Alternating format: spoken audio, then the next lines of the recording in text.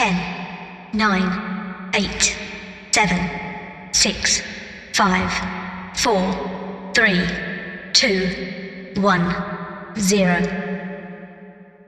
Hello everyone, this is Chris Rennirt from Space Jockey Reviews, here today with not just a special guest, but a super special guest, actress Kate Nichols. How are you today, Kate? I'm great, thank you. How are you? I'm fine, thank you. Kate, I have watched The 28th Day, The Wrath of Steph 4 times now, mostly because of your outstanding performance in the movie, and it is wonderful to have you here today for an interview. This is certainly a super stellar event for me and Space Jockey Reviews. Thank you. You are welcome. Kate, are you ready to get this interview off the launch pad and out there into the universe? Let's do it. Galaxy, here we come. Okay. Kate, in looking at your website, I read that you were born in Varna, Bulgaria, and you were found to have a singing talent at a very young age and won competitions throughout Bulgaria. And at the age of 13, you went to study in England to continue your education in the arts. When did you begin singing, and how were you discovered? I showed a vivid interest in singing and in music as a little girl. And I wanted to, literally in school, I wanted to sign up and start singing. And my family, nobody was really aware that I even had a singing talent, that I had a voice. So it's really that simple. That's really how it started. There was no big discovery. I just followed a desire. And the people around me soon found out that there was more to the desire than just that. There was some sort of a voice there to work with as well. Yeah. So that's how it started. And I was in a few different groups and bands and choir even at that age. And I went around competitions. Okay. Can we find any of your music anywhere? Oh, no. Oh, really? Okay. No, even if I don't think it would be something that I'd even want to see at this Okay. Obviously, as a singer, you were in front of audiences at an early age, but how did you make the transition to acting, and what was your first experience with that? Well, acting is something I've always been a great lover of film and of films, and that started even before the singing.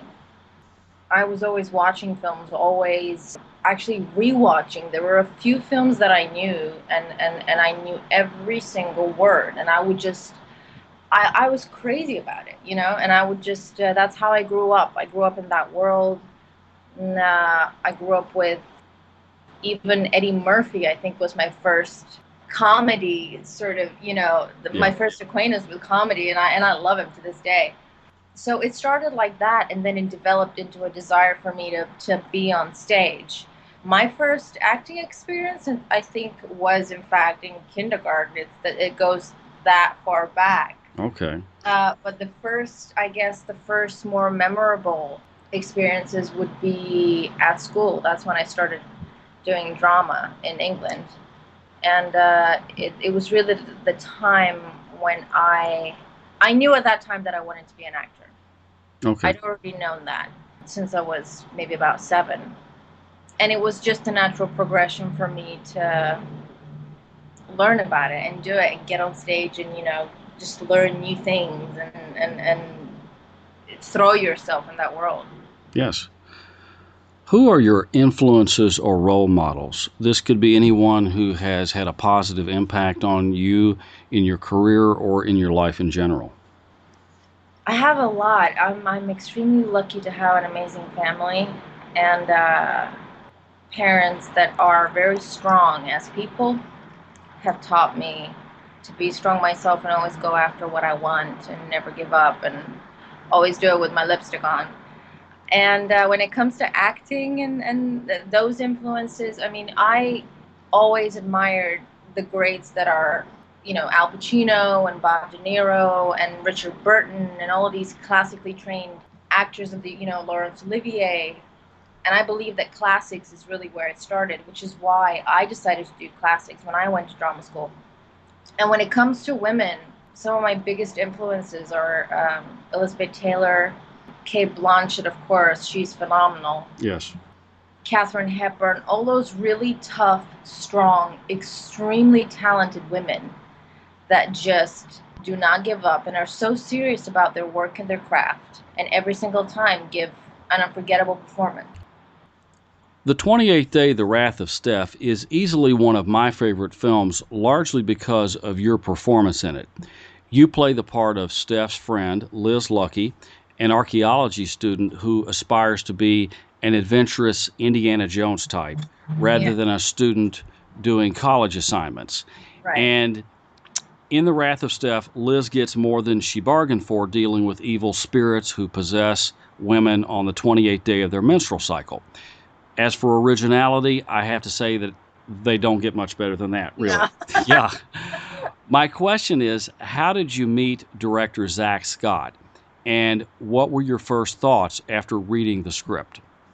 I applied actually for the job through LA Casting, and I got a reply back, and he wanted me to audition, so I sent him a tape of my audition, and he got back to me straight away and said that he loved the audition, and he felt that this would be a film at another level, and it would be great to work together. So it wasn't really a very difficult choice for me to make. I knew that I wanted to do it, especially the idea of the character and everything seemed, as you said, very original.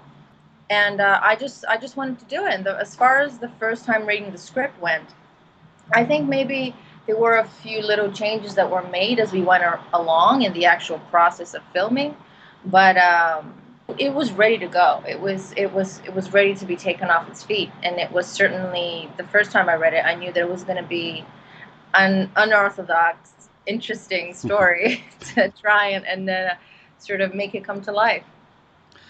When I watched this movie, I was immediately impressed with the plot. It was just something I had never seen before. Liz Lucky is a very complex heroine who is well developed in the story and far from the cardboard character types we see in most horror films these days. And your talent as an actress is obviously what made Liz and the movie as a whole much more than I think it could have been without you. How did you prepare yourself for the role of Liz Lucky, and where did you get the ideas or inspirations for developing her character? I think even as I was reading the script, Zach had done a great job of forming a character that was already evident on the script. And I liked the idea that she was a strong woman. She was a female Indiana Jones. She wasn't just a weak character or just a buffer or somebody who gets lost in the plot. And I just wanted to sort of emphasize that and make it even stronger. And I liked that she had that unimpressed sense of humor, which is something that I think maybe having lived in England for so long and having a dry sort of humor myself, it comes sort of naturally. Yeah. How I prepared, it was, of course, a development. I went in with a very strong sense of I wanted to make her a winner, and I wanted to show the relationship between both of them. And I think that Jodie, who's also an amazing actor and was so easy to work off of, it was a real joy to do that. And it was easy to just let all the different dimensions of her as maybe a woman with somebody who potentially likes the person she's working with, as a student, as an adventurer, as a friend, to let all these different layers of her be shown and try and make it more than a real person and not a one-dimensional character. And I have to ask this question because I'm already suspecting there could be some similarities, and you've already talked about that a little bit, but are you at all like Liz Lucky in real life, and if so, how? In a way, yeah. I think part of the humor is something that I recognized. That sort of fresh approach, almost smartass kind of quality that she has, which kind of was familiar to me as well. I think, especially around my friends, they'd be like, yeah, that's her. But I loved, she had that sense of adventure and that sense of maybe, yes, being afraid, but she's still going to do it because that's her best friend. And I loved that sense of adventure about her. And I'd like to, we all do crazy things and we're all adventurous in our own way. I think as much as school goes, or sort of, the way she was, that wasn't very similar between us or our music senses or anything like that, But in general, I did find similarities between us, yeah, for sure. And I think it did for me start from the humor. That, I think, was the first opening. Yes. For me to get into the character and develop it. Okay. The Wrath of Steph has lots of stylized action, which I love, and Liz is a very proficient kicker of undead butt, which I also love. As she says, and I quote, "I'm Sigourney Weaver, Jodie Foster, and Linda Blair all rolled into one." So, about your preparation for the role, I have to ask if you already knew the tactical ass-kicking moves Liz uses, or did you do any training for that specifically for the movie? I did come in to the movie with some knowledge because I'd done stage fighting and combat before. So I had the physical preparation and the understanding to do that. But we did, of course, have a few stunt coordinators on set who did choreograph a lot of those amazing sequences, because that we wouldn't have been able to do by ourselves. It just couldn't have happened. And, they were so amazing and patient, and they made really fun choreography for us to just play around with. Of course, on a hot day, where the temperatures are crazy and you're in the middle of a desert, that makes it even more fun because you're covered in everything. But yeah, no, we did. We had amazing stunt coordinators. The Wrath of Steph has an effective homage to the original Evil Dead, with you as sort of a female Ash, and even to Ghostbusters in scenes with Dr. Woogie's ghost hunting equipment. And Liz even refers to Ghostbusters in one scene herself. Had you ever seen Evil Dead or Ghostbusters any time before filming to identify more with the homage element, or did you just play the role from what you read in the script and just let it happen as it did? I think Zach had done such a great job of actually writing it into the script. And when I am working on something, in order to not copy it or do something that might take away from it, I make a point of it not to. I actually didn't watch them before. I wanted it to be a fresh interpretation, and then I thought I'd watch it after. And I have to ask about the bloody junk scene in the cabin with Dr. Woogie, because Right. it was such an effectively humorous part of the movie, as Right. it needed to be to even fit in properly.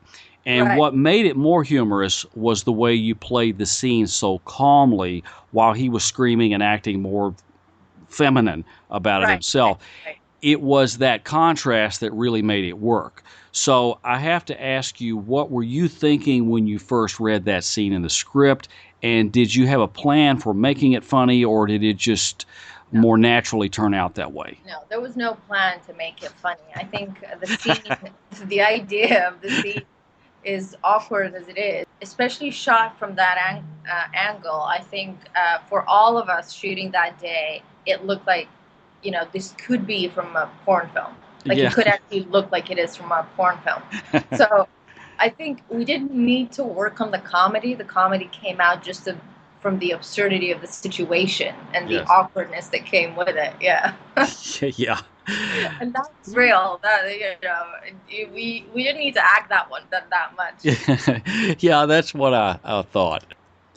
Kate, you were also in a short film called A Film About Johnny and Alice that I watched yesterday and really enjoyed. For those of you out there who don't know, this is a film about an actor and an actress on a small film set who don't want to break up like the director wants them to do. So they escape the set and attempt to act against the script. This is a very original idea for a movie for sure, certainly because I've never even heard of such a plot before again. Right. You seem to be in a lot of these movies that have very original plots. With original plot. Yes. In this movie, you had the opportunity to play a very dramatic and emotional role, showing even more of your range as an actress. Tell us about a film about Johnny and Alice and how you got the role of Alice. That was a film that I shot in England, and it was a film that actually came along not very long after I graduated. So it was really one of the first things I did as a professional actor. And it was a really sort of surreal and interesting experience to make that film, just to, dabble into the idea of, the hallucination, or is this real, is it not? It was certainly, especially right out of school, it was certainly something that I enjoy doing, and it had a depth to it. That is really one of the things that I really liked about it.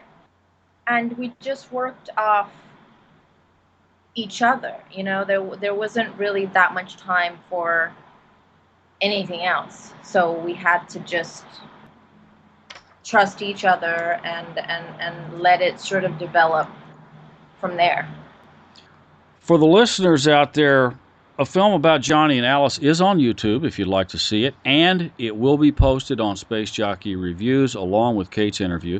It's 13 minutes, well worth your time, so be sure to look for it. Kate, on your IMDb page, I see that you were also in a TV series called Vignettes, playing a character also named Kate. Were you playing yourself in this series, or was the name... Okay, well, tell us about... It was just a coincidence. It was a web series in a cafe, in a coffee shop, and it sort of shows different slices of life, different situations, circumstances, with a lot of different characters.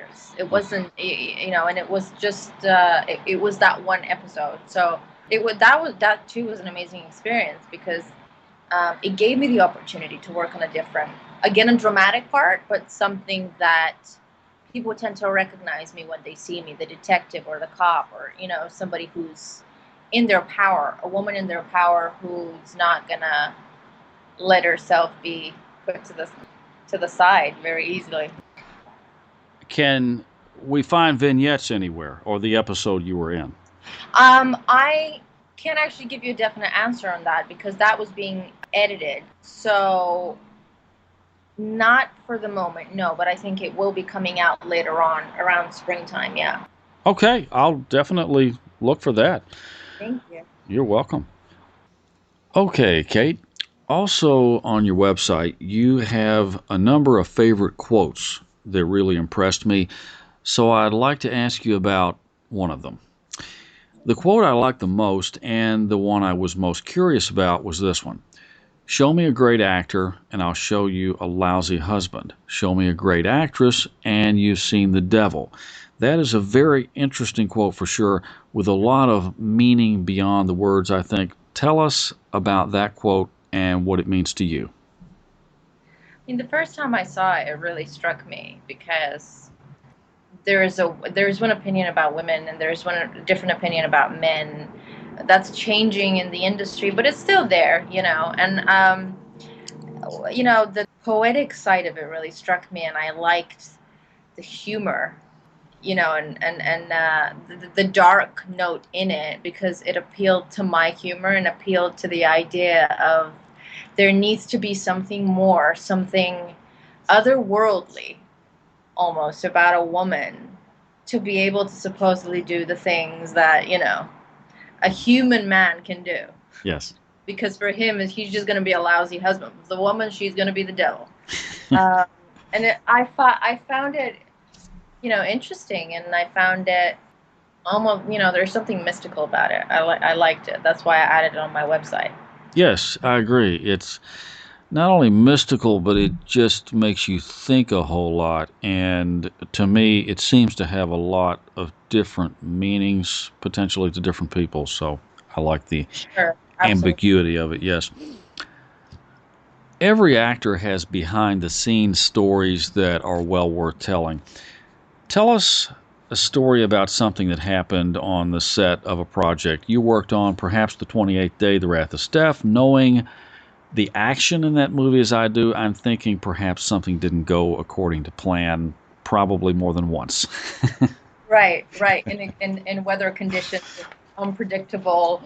We had a lot of funny stories filming the 28th day. I think one of the things that was really uncomfortable at the time and so painful. Now I'm laughing at it, but we were shooting one of the fight sequences, and I had to fall down over a hill and roll, and then I was being.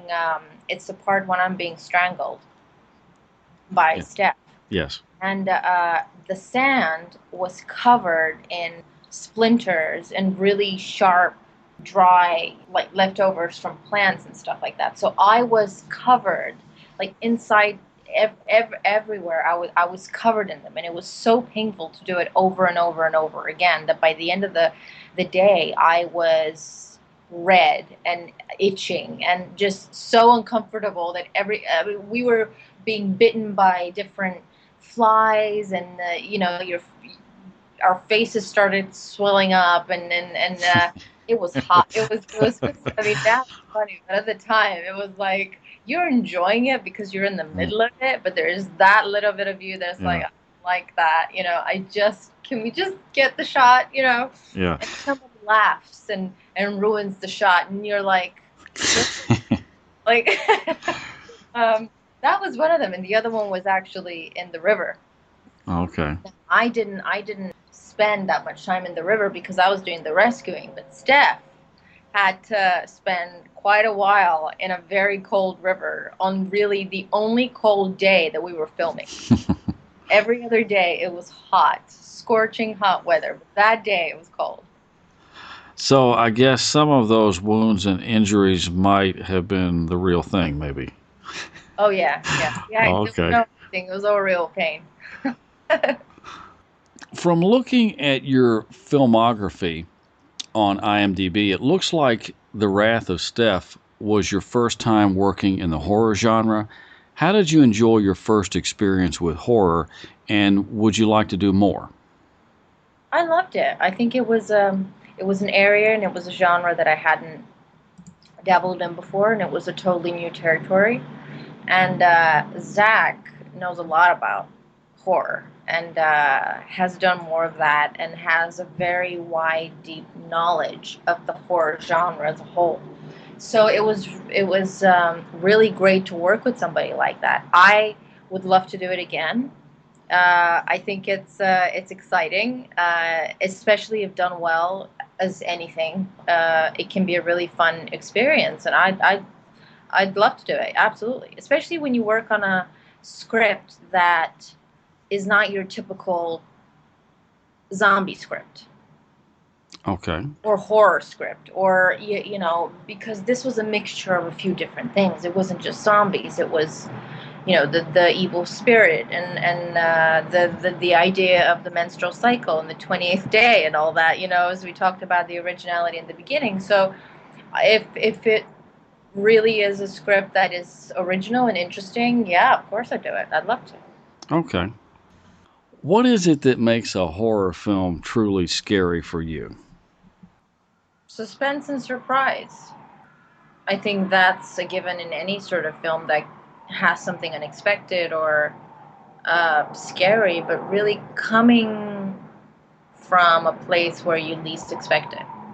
I've always found terrifying to watch somebody who suddenly appears out of somewhere Yes. and it catches you off guard, and you think he's your friend but he's not, or you're in the bathroom and you close the window, the door of the drawer, and then there's a head there all of a sudden that you see that appears on the screen. Things like that I've always found scary, or closing the door and there's somebody behind that you don't know is there and he's looking at you and you know that something's going to happen. Things like that I've always found terrifying in films. So for sure, if that was, I would find that scary if I saw it in a film, in a zombie film. Okay, that's a good answer. Kate, in the credits for the 28th Day, The Wrath of Steph on IMDb, you are also listed as being the associate producer and assistant editor. Tell us about that and if you've done any other work in those areas. I grew up watching film, and the visual aspect of it for me is very important. You know, creating a picture, a painting out of everything that you're doing, not just the acting part of it. So I'm always very aware of how is a film done stylistically or with all the different components in it. It was, in fact, my first time doing both those roles. Producing is something that I've been interested in, and so is directing. So one day I went to explore and do that. But I found it, a really creative, great experience just to get a piece of footage and really the all around help the final result of it, to really bring it to life, to really work on almost every single aspect of it. Not every single one, but quite a lot of them. So it was really fascinating for me to see how you sort of make it all happen from all sides. Zach and I have a very creative relationship. We work great together. He's an amazing director. He's very open. He's one of those directors that is open to other people's suggestions. If it really is something that's going to contribute to the story and it's going to make it better, then he's all for it. He stays true to the vision and to the story. So that's really great to have. But it was a great experience, and I want to do more of it. Yeah. Yes.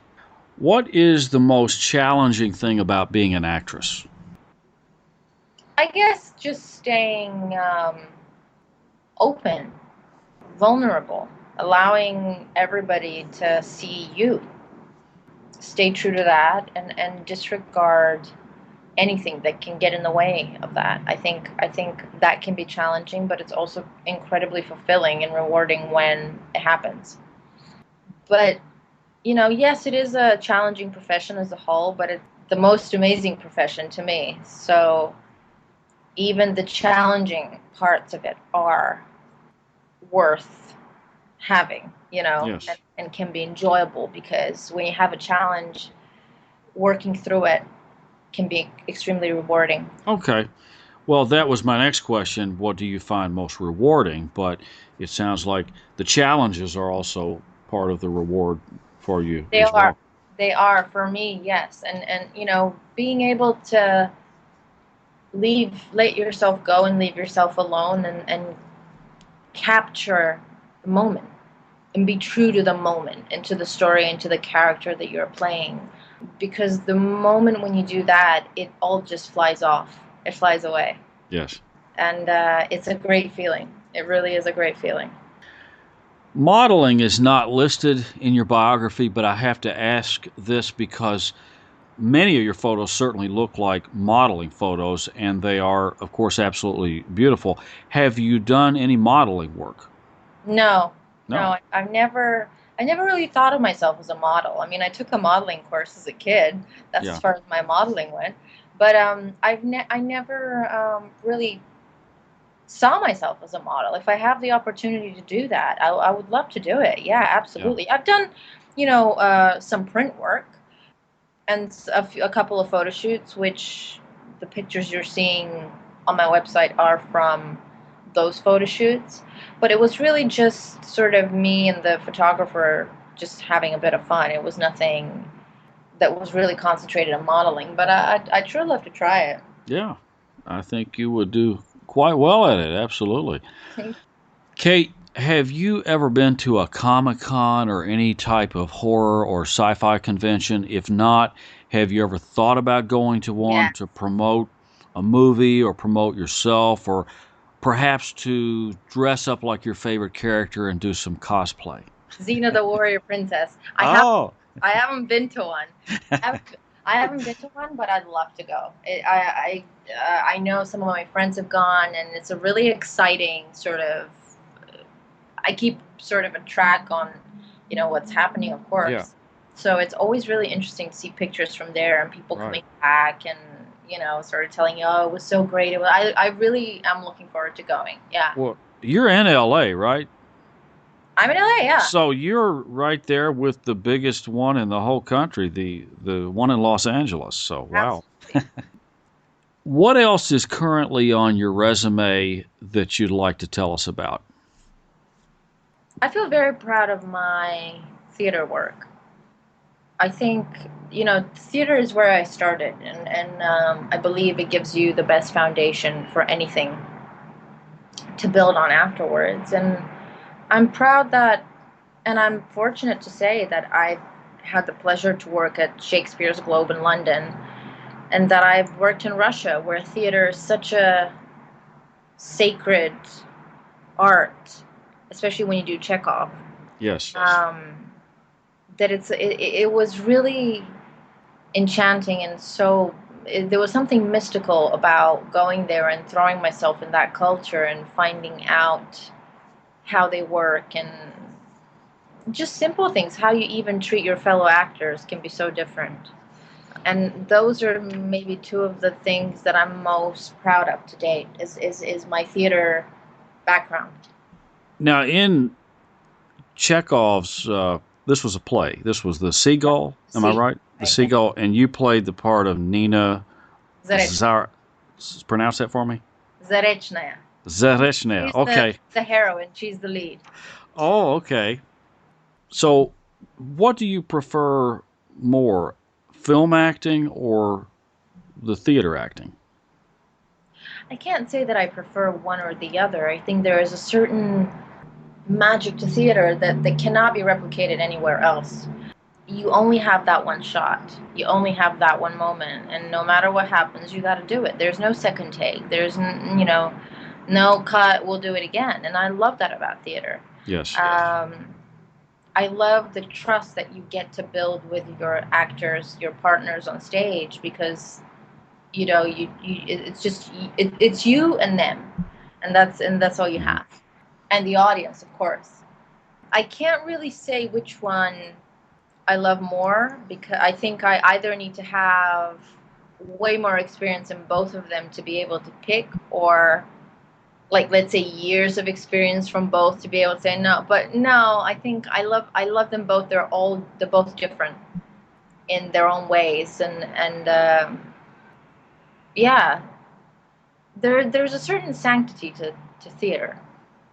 There's something about theater that it's very magical. Yes. And mystical.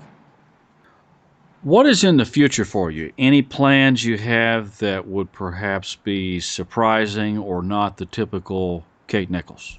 Well, I guess it's all surprising. I mean, Yeah. Well.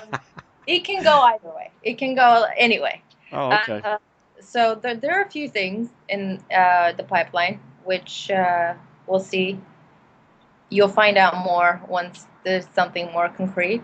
Okay. But great stories, hopefully great characters, great stories, slices of life.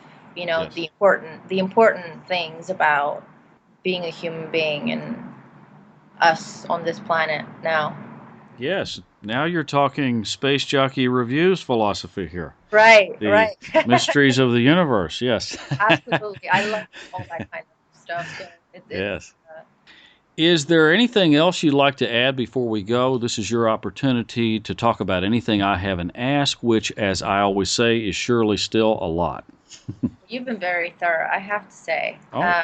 I'm very, just say thank you. I'm very flattered by the fact that you like the film and the performance, and I hope more audience members get to see it, more people get to see it and get to like it. And thank you. Yes. Oh, you're welcome. Yes.